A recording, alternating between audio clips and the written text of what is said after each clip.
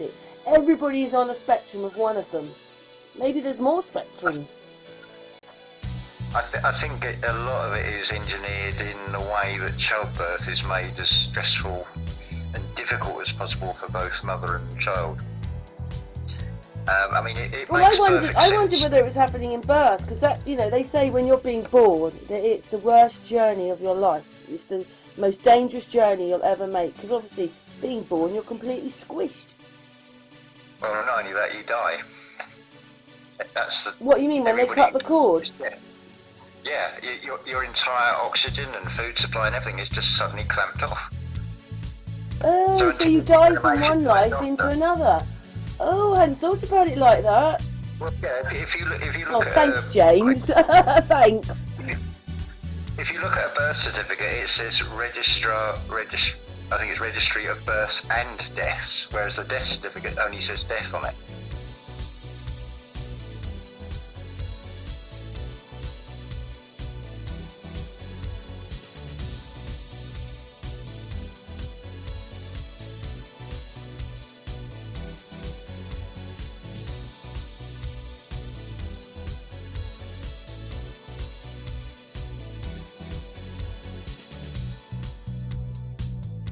So it's, and I mean, you think about it, it makes sense. You bring new life into the world, so you put it in the same building as people who are sick and dying.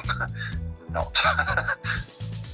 Oh, I hadn't really thought about that. What started it all was off for me was weeks ago. Oh, I saw this little video of a baby being born, but mostly when you see any film of a baby being born, the bag's broken around the baby.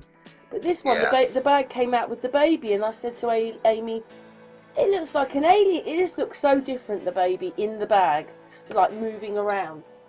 And then, of course, they broke the bag. But I just thought it looked different. And then that's what's led on through, you know, the smile guy, the empaths, the electromagnetic field, which I think is really important, James, because, you know, maybe that's what they're trying to destroy of everybody. Because that field, it connects with your heart, your organs.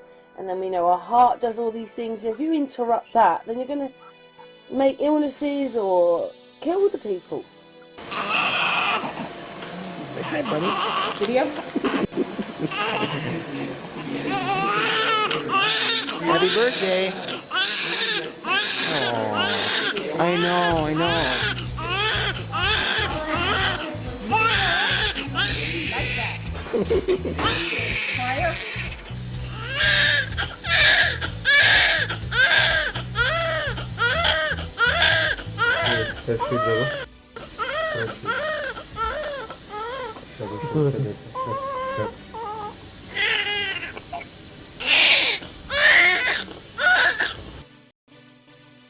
Well, the key words in we all know we've got an electro. Sorry, James. I'm going to let you talk. Sorry. We've got an electromagnetic pulse in our brain and heart. Yeah. The key word in all of this is connection and disconnection. You'll see this played out on YouTube, especially if you make certain connections between things. That's when you get strikes and whatever. But there's also the disconnect, which seems to be mandatory, shall we say? And that all seems to be the theme with it all: connection or disconnection, and maintaining a spiritual connection seems to be the very core of all of this.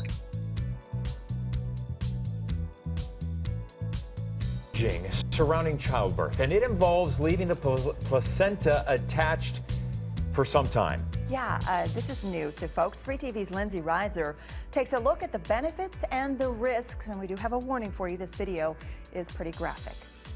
The umbilical cord is usually cut within seconds of birth, but some parents, like Ezra's here, are choosing to leave it on longer. It's just like this euphoric moment after you have your baby. Amanda Pineda says that moment was amplified because she decided to delay the umbilical cord clamping. Overall, I just wanted a peaceful birth that I could enjoy, and I didn't feel rushed. At the hospital, Amanda held Ezra for 20 minutes until the placenta stopped pulsating. It was just a slower pace, and I could just really really enjoy it. I really enjoy my baby. More and more OBs are open to having this happen. Amanda's doula, Rebecca Trigiano, says the delay has spiritual and medical benefits. You get about 1 liter of blood back into your baby if you allow that blood to keep pulsating and moving through the umbilical cord. While Amanda didn't, some parents are even having lotus births where the placenta is kept for days until it naturally detaches. It forces you obviously to have to stay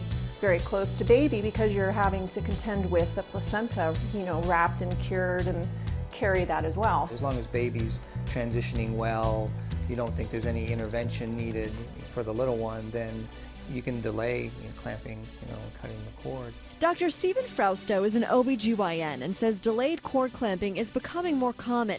He hasn't seen any lotus births, but said there could be some risks. It could potentially be a culture medium for bacteria, and it's still attached to the baby, of course, at this point, so that bacteria could get into the baby's bloodstream. He says parents should research what they want to do and talk about it with their provider. If I could go back tomorrow and do it again, I would do it again. In Peoria, Lindsay Reiser, 3TV.